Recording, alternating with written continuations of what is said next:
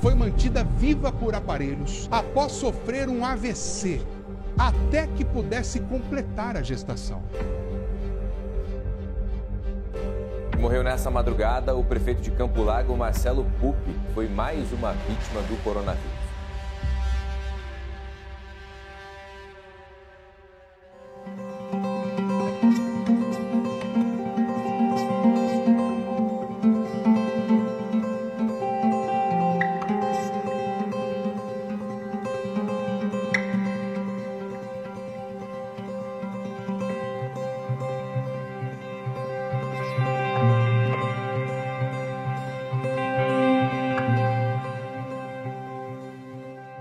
Meu sonho sempre foi ser mãe, meu sonho sempre foi casar, ser mãe, construir minha família, ter os meus filhos, um menino e uma menina.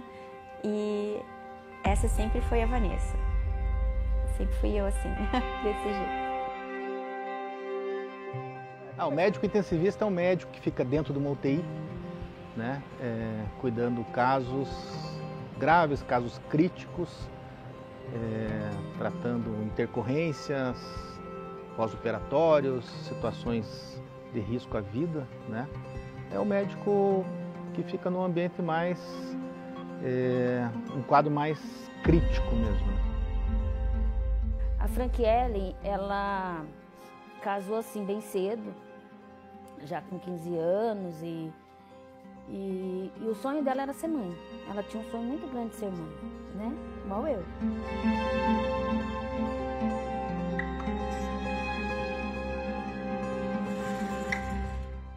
Eu estou aqui desde 2005, entrei nessa instituição como supervisora noturna, porque a gente na enfermagem tem que amar o que faz. Porque se a gente não ama o que faz, as coisas não funcionam como tem que funcionar.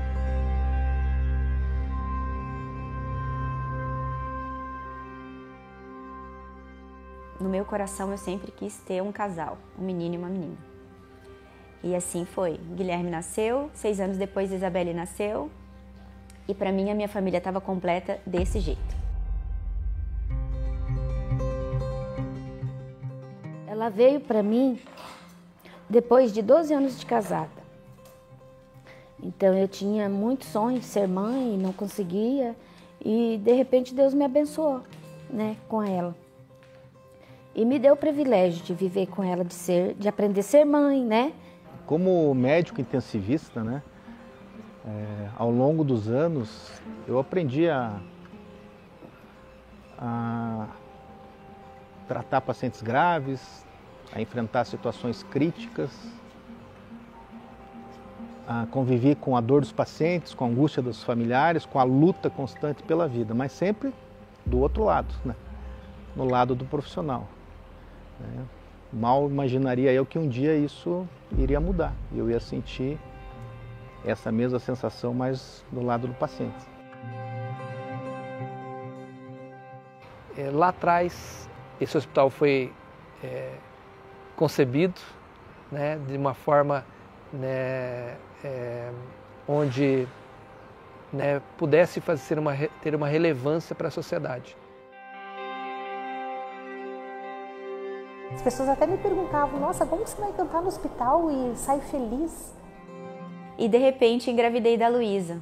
E quando eu engravidei dela, para mim foi um susto muito grande. E foi uma gravidez muito tranquila. E quando a Luísa nasceu, eu não sei explicar, mas eu entendi que a minha configuração estava perfeita naquele momento quando ela nasceu. Ter a minha família com 3 filhos. Ser capelã para mim é estar presente. Tem a ver com emprestar a capa de cuidado. É estar no lugar e junto a pessoas que precisam de uma presença, né, de um cuidado, de uma atenção, de uma escuta, que precisam ser amadas, que são amadas, mas naquele momento elas talvez se sintam sozinhas. Com o terceiro filho, eu mudei a minha visão de maternidade. Eu não sei se era Deus já me preparando para alguma coisa, mas eu sempre procurei largar tudo para estar com eles. depois que a Luísa nasceu. Então, eu largava o serviço de casa para estar ali brincando. Eu largava tudo para poder passear. Então, eu sempre me dediquei muito a eles naquele momento, principalmente a ela, que era a caçula. Então, eu fui muito intensa na minha última maternidade. E eu acho que Deus talvez estava me preparando para o que eu não imaginava que aconteceria.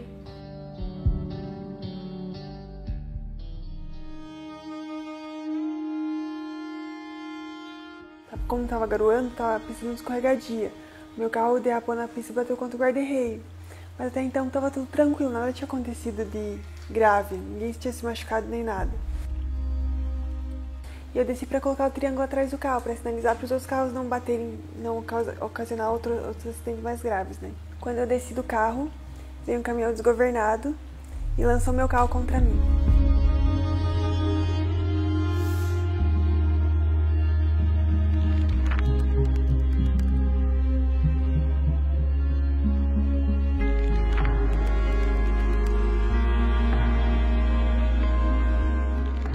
Então eu fui atropelada por um peso de um caminhão desgovernado mais do meu carro.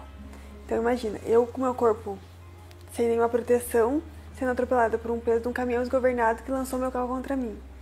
Então nesse momento eu fui lançada para a marginal da pista. E a partir de lá eu não lembro mais de nada. Então eu fiquei na UTI por 36 dias e mais 3 dias no quarto. Minha hospitalização foram apenas 42 dias. E o que aconteceu na cirurgia? Foi retirada a parte da minha calota craniana. Então eu fiquei sem parte da cabeça também. Então essa parte aqui ficou afundada, porque eu tive que ficar sem osso por causa da pressão intracraniana. Eu costumo falar que os milagres ocorreram desde o começo, porque cada passo da minha recuperação foi um milagre. E até então eu não tinha tido nenhuma resposta. Estava só dormindo e já tinha passado a sedação das 48 horas primeiras da sedação, que era induzida a sedação, né? Já tinha passado, não acordava, não voltava. E os médicos estavam até preocupados por conta disso. Aí a Erika respondeu, falou de novo: Isabelle, Thalita cum, menina, levante-se. E eu mais uma vez, tossi e levantei o peito. A partir dali, foi o momento que elas tiveram a certeza que aquilo ali não seria para minha morte, mas sim para a glória de Deus. Então, quando assim que ela já descobriu essa gravidez, ela teve muita dor de cabeça. Então ela se queixava com muita dor de cabeça. Ela até falava: mãe, essa gravidez está tão diferente porque eu tenho tanta dor de cabeça que nem parece que eu tô grávida, parece que eu tô doente. Ela falava, sabe? Quando foi no domingo de manhã, ela não quis ir para minha casa. E almocei com a minha mãe, passei o dia lá, fui para casa à noite. E quando eu fui dormir e eu não conseguia dormir, acordei assim, não conseguia dormir, me levantei por volta da meia-noite. Me levantei e fui orar, e com ela no meu pensamento, um sentimento assim muito forte, sabe? Era uma coisa muito forte, um aperto no meu coração. Aí comecei a dormir, o telefone tocou. Era o marido dela, dizendo que ia levar a Is lá para minha casa, que ele ia levar a Fran no hospital, que ela não estava bem. E daí ela me entregou a Is. Eu falei: filha, que você tem? Com muita dor de cabeça. Muita dor de cabeça, estou muito mal. E ele estava assim com um carro bem ruim, que vivia quebrando. Eu falei: mas você vai com esse carro? Ele falou: vou, acho que dá para ir. Você vai em Araucária? Eu vou em Araucária. Eu falei: então pega o meu carro. Aí ele falou: não, acho que esse vai. Aí ela falou assim: não, pega o da mãe, que aqui tá um fedor de gasolina. Tá um cheiro muito forte de gasolina. Enquanto ele foi tirar o carro da garagem, o marido dela foi tirar ela de dentro do carro dele, para passar pro meu, né? Quando ele tirou, ela desmaiou. E foi a última coisa que eu ouvi dela, foi quando ela falou: não, eu vou com o seu carro, que é melhor, que esse está com muito cheiro de gasolina. Aí meu marido entrou e falou: a Fran foi pro hospital desmaiada. Eu falei: por que você não foi junto? Ele não vai saber onde levar ela, né?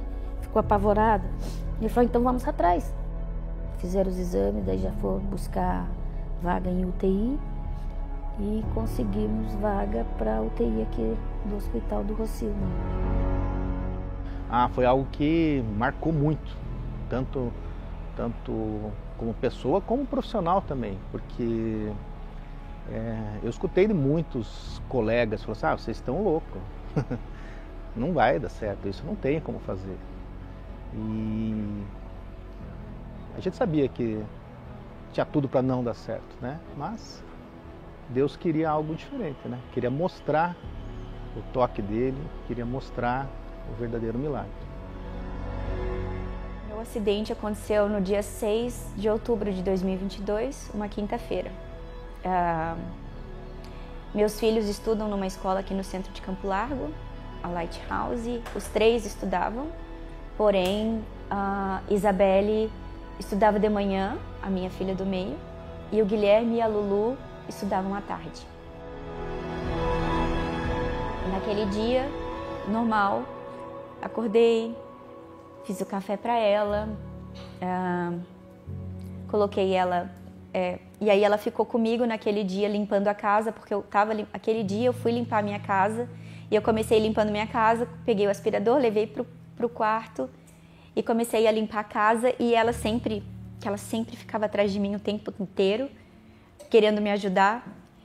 E aí eu limpando a casa e ela atrás de mim, e chegou um momento que eu terminei de limpar o meu quarto, eu ia continuar, mas eu falei, não filha, vamos descer, que não dá para limpar a casa com você, porque a gente não consegue fazer as duas coisas ao mesmo tempo. E aí naquele dia, naquela hora eu desci, deixei o aspirador de pó no corredor e fui para a sala para fazer a atividade com ela da escola.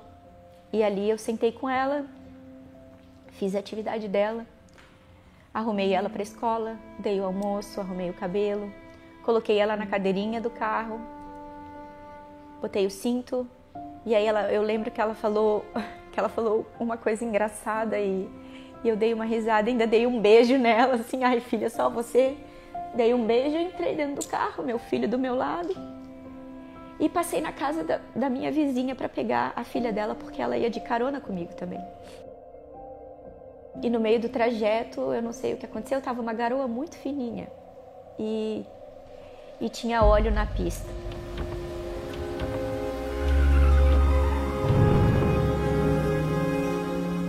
E ali o meu carro, ele acabou aquaplanando, e eu perdi completamente o controle dele, sabe? E aí tentei colocar ele de volta na pista, mas ele acabou estourando os pneus e capotou. E na capotagem ele bateu num poste. E o poste quebrou ao meio e ele caiu exatamente onde a Luísa estava sentada na cadeirinha. E aí eu acabei apagando no acidente porque eu bati a cabeça.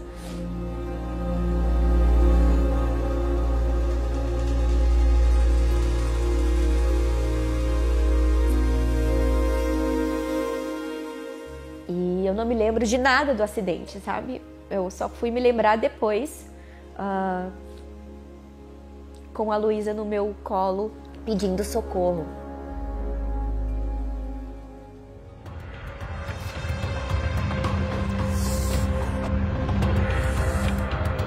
O número de diagnósticos de câncer no Brasil cresceu quase 300%. Já de combate ao câncer, os especialistas demonstram preocupação. Uma previsão de mais de 500 mil novos casos da doença a serem diagnosticados este ano.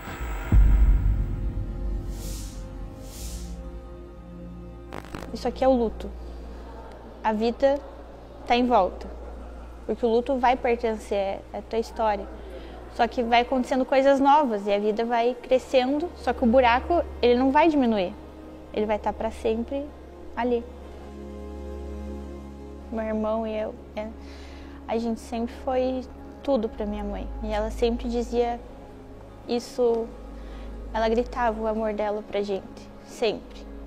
Então, ela sempre dizia que a gente era o amor da vida dela e que motivava ela pro resto. Então, o amor do trabalho dela era também resultado do amor que ela tinha pra gente, porque ela dizia que ela queria trabalhar, conquistar as coisas em prol do amor que ela tinha por nós, né? Então, às vezes ela ficava até tarde no trabalho, que ela terminava o trabalho, ela saía, ia para um treinamento, um curso, e daí ela dizia pra mim que ela estava cansada, mas que ela fazia aquilo com muito amor e que ela pensava no nosso futuro. Fazem 9 meses que eu perdi a minha irmã. E foi aqui no hospital, e agora eu estou vendo o outro lado. Mudou para mim o olhar até deste cuidado, porque eu precisei ser cuidada daí. A dor era muito grande para mim na hora que a gente soube que ela tinha falecido, mas eu tinha a minha sobrinha que estava perdendo a mãe. Eu não saberia como, o que fazer, e não soube mesmo. E só que a Cleo estava ali, a Ivânia estavam ali, sabe? O sofrimento só é cruel quando não há quem cuide. E talvez por isso o salmista vai dizer: o Senhor é meu pastor, tu estás comigo.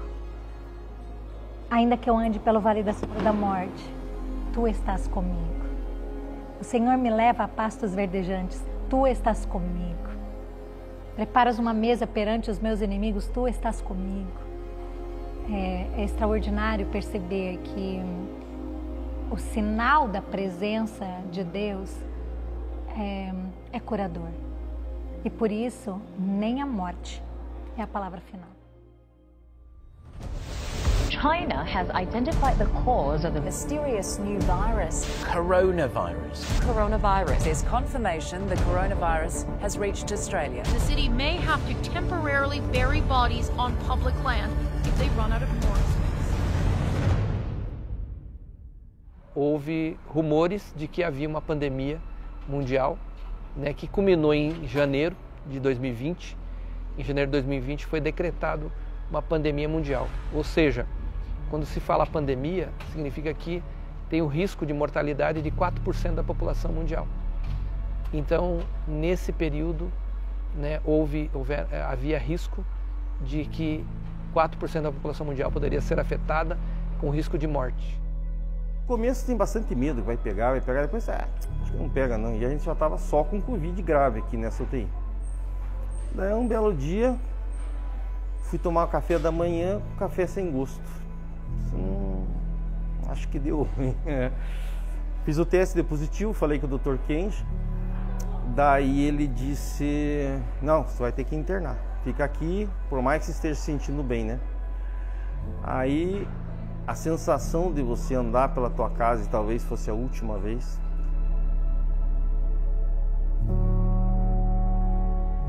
Daí eu fiz um carinho no cachorro e disse: puxa, será que é a última vez que eu tô indo, né? Sei lá.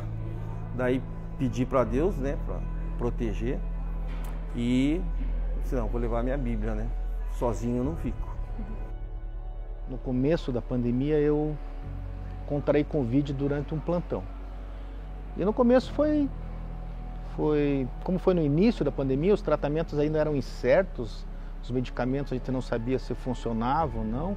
Eu usei todos os medicamentos na ocasião e me senti bem, fiquei bem, me isolei, fiquei isolado por uma semana, relativamente bem. Mas após mais ou menos uma semana, aí eu comecei a passar mal, comecei a ter muita falta de ar, comecei a ter dificuldade para respirar e precisei ser internado. Quando eu cheguei no hospital, eu lembro que a minha saturação já deu 80%, eu já vi que a situação já não era tão boa. Então, fui colocado no oxigênio e fui internado. Mas fiquei bem nessa primeira noite. Fiquei estável, fiquei no quarto com oxigênio, mas aproximadamente 24 horas depois a situação piorou rapidamente, sabe? E eu repeti a tomografia de tórax e o comprometimento do meu pulmão chegava próximo de 85%. Então eu não estava mais conseguindo respirar, a falta de ar era cada vez maior. O desespero começou a tomar conta e precisando cada vez mais e mais de oxigênio, e então eu fui transferido para a UTI, a mesma UTI que eu trabalho, né? Aqui eu tive minha família inteira quase que pegou Covid, que foi uma época, inclusive eu, né, que fui abraçada também pela capelania como os meus familiares. Tive uma alta celebrada maravilhosa, né, onde foi celebrando a vida mesmo, né? Porque naquela época, quantos morreram? A gente não sabia o que ia acontecer. Será que é eu que vou? Será que é meu marido que vai? Será que é o meu sogro que vai? A minha sogra, o meu filho, né? Que todos nós tivemos internados com Covid. O que ficou marcado na minha história foi a pandemia mesmo, porque a gente se deparou com a brevidade da vida, né?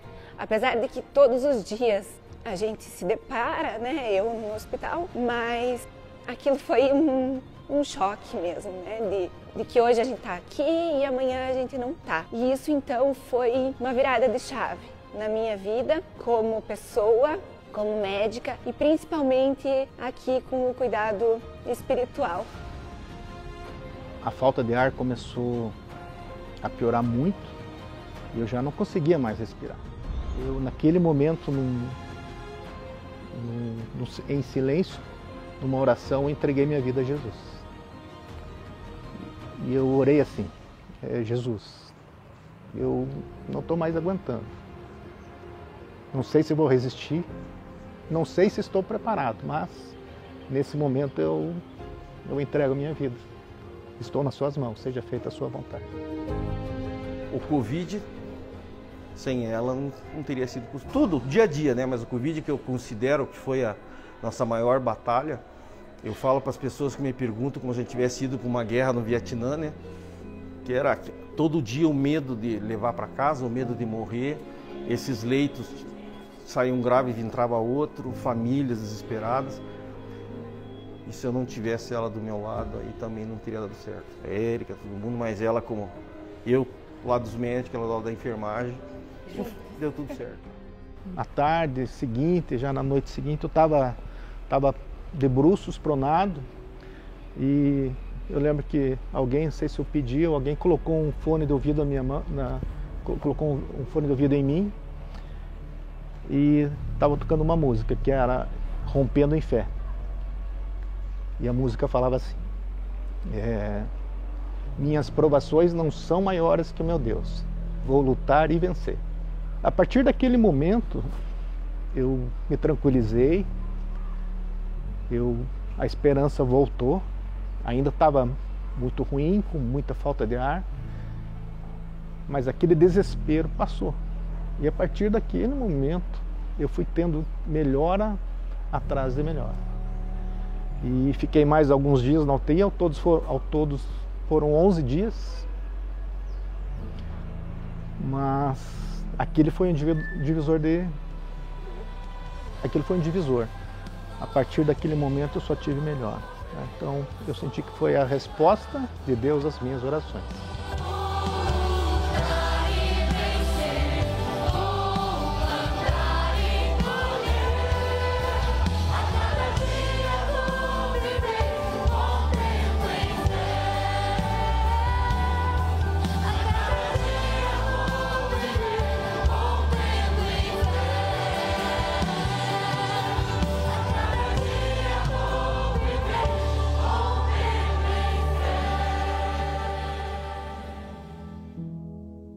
E na hora passou um caminhoneiro e parou o carro e viu o Guilherme no meio da rua pedindo ajuda.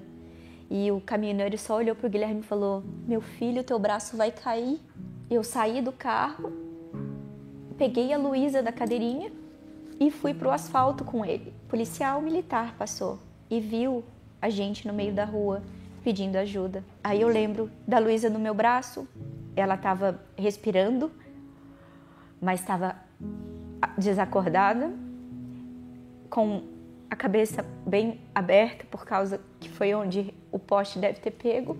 E eu lembro que a gente chegou no hospital e quando eu cheguei aqui na porta do pronto-socorro, eu já comecei a gritar para que ajudasse os meus filhos, que salvasse meus filhos. Naquele momento, eles já levaram a Luísa dos meus braços e ali eu fiquei sem saber o que ia acontecer. Era mais um dia, que eu ia voltar para casa tarde para terminar de limpar minha casa. Depois ia buscar eles na escola e não aconteceu. E quando a Érica trouxe a notícia da morte da Luísa, e eu me lembro que ela segurou no meu rosto, e porque eu estava completamente desnorteada e correndo para tudo quanto é lado, o meu olho estava... E ela olhou no meu rosto e ela falou: Vanessa, Jesus está aqui, a Luísa já está com Jesus. eu realmente senti que experimentar o cuidado, ele é descansa a alma, sabe?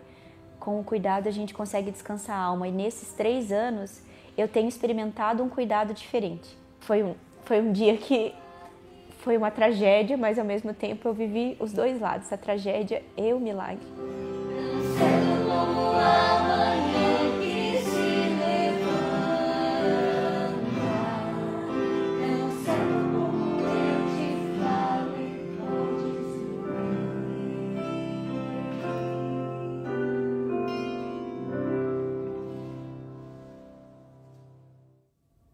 Quando chegamos no hospital, já foi direcionado para cirurgia, tudo, né? Passou-se as 72 horas, o médico chamou a gente, né? E falou, veio dar os pêsames para nós. Aí eu caí de joelho e falei, não, Senhor, eu não aceito, né? Que ela se vá assim. E os bebês, né? Tem gente que já perguntou, e os bebês? Aí o médico falou, os bebês não, que a gente não considera nem feto, eles ainda são embrião. E como o cérebro dela parou, a gente dá no máximo aí de 3 a 5 dias para eles pararem também. O caso dos gêmeos foi algo inédito, foi algo que nós não tínhamos experiência, porque são casos raros que acontecem, né? Mas enfim, a moça ela estava grávida de gêmeos e teve uma morte cerebral. Chamou nós lá, me chamou e falou, olha mãe, eu não sei o que está acontecendo aqui. Então ao invés de enfraquecer e parar, está cada dia mais forte os batimentos.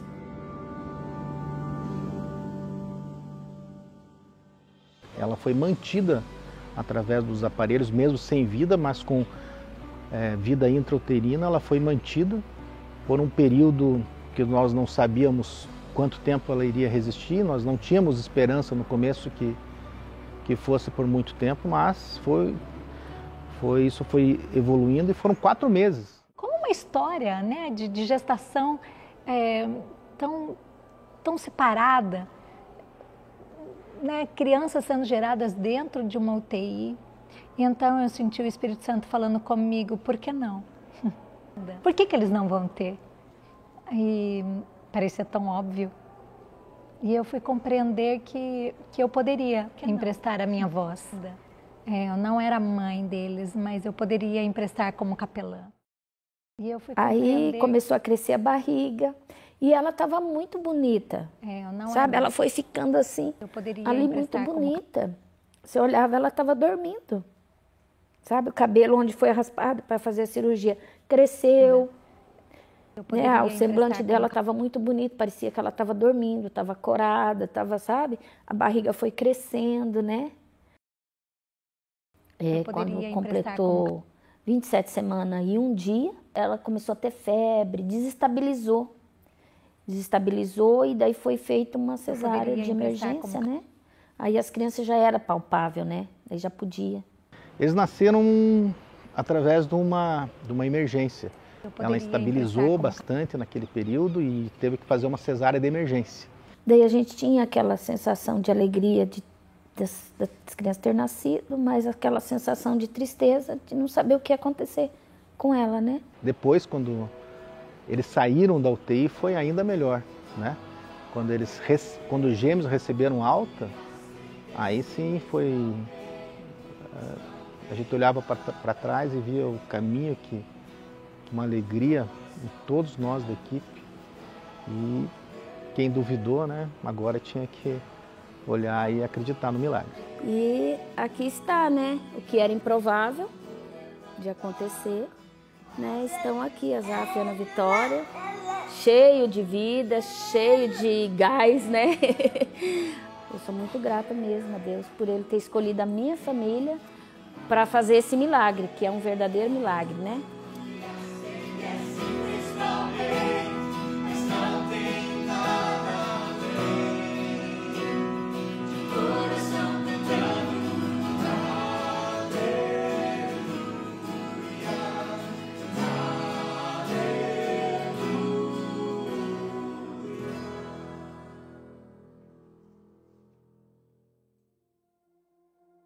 da capelania é uma dádiva do hospital que Deus nos deu, usou o braço dele, através da Érica, para implantar, e agora está crescendo com novos capelões, etc. E eu estou muito feliz por mim, pelo hospital, pelos funcionários e por todos esses doentes que são acolhidos pela capelania. Médicos e capelães se unem para um cuidado integral da pessoa. E aí nós estamos falando de um eixo onde nós nos encontramos, o cuidado espiritual na saúde. Quando eu vim para cá em 2023, quando você vive essa rotina do hospital, daí você acaba entendendo e vendo a extrema importância que é ter uma capelania dentro do hospital. É uma honra poder estar aqui, é uma honra poder cuidar, porque da mesma forma que eu sou cuidada pelo Senhor, eu sei que Ele me deu esse privilégio de poder ajudar os outros. Eu acho que o mais importante é a sociedade civil organizada enxergar o trabalho espiritual também. Assim como ela já reconhece o trabalho do cuidado físico, entender também o cuidado espiritual. A Organização Mundial da Saúde já fez isso e nós precisamos cada vez mais, sendo a nível de cidade, estado, nação, que os entes públicos reconheçam esse trabalho da espiritualidade também. A gente vai no Hospital do Rocio, eles têm uma competência técnica extremada, um hospital de referência, fazendo transplantes, fazendo todas as coisas mais difíceis, mas ao mesmo tempo um respeito pela espiritualidade, como uma essência da vida. E que tratar o ser humano é tratar na sua integralidade, corpo, alma e espírito. Eu não queria me despedir. Então, se eu estivesse sozinha, eu não ia ter me despedido da minha mãe, porque para mim não era o fim. E eu acho que as meninas da capelania, junto comigo, ali naquele momento, não demonstrando que era um fim, mas me incentivando a falar coisas para minha mãe, de amor. No início do meu trabalho aqui na área de espiritualidade no hospital, eu pedi para que Deus me mostrasse o que Ele queria fazer. Mas a palavra que eu recebi foi em Isaías 43:19. Vejam, estou fazendo algo novo. E eu sigo esse direcionamento todos os dias, construindo uma área nova, desafiadora. Então é uma área que está crescendo com a direção de Deus. Hoje a espiritualidade a gente colocou como um valor da nossa instituição. A gente aprende a confiar numa força que é muito maior e que abre portas, que cuida, que orienta, que te dá discernimento, que te dá sabedoria. E aí você pode descansar um pouquinho mais em paz nessa força. Que a gente está falando, obviamente, aqui de Deus, né? Então, acho que o ponto principal é esse, é você enxergar que tem algo muito maior, que a vida aqui na Terra que a gente frequenta, ela é muito pequena perante a eternidade que a gente tem pela frente. Essa marca de Jesus que pode ser visto no olho das pessoas, no toque das pessoas, numa canção, numa maneira de lidar com a dor e de abraçar no momento de luta ou de esperança no momento em que a gente está perdendo a esperança. E essa é a marca do Elo Capelania.